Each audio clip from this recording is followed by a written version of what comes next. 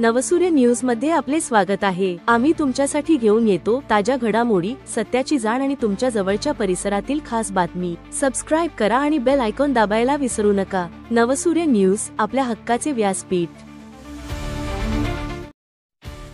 बिडकीन येथील श्री हरी इलेक्ट्रॉनिक्स दुकान फोडून चोरट्यांनी मारला इलेक्ट्रॉनिक साहित्यावर ताव।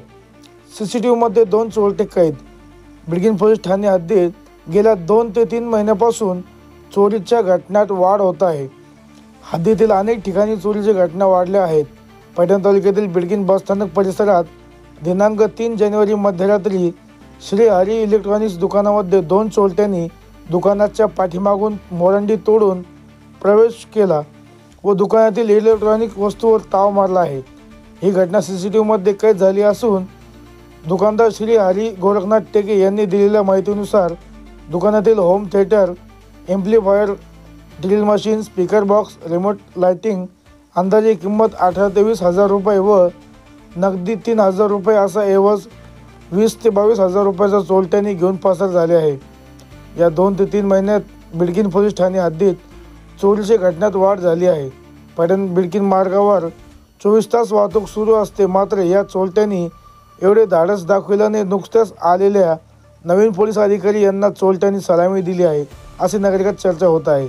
नवसूर्य न्यूज नेटवर्क, बिडकीन, औरंगाबाद।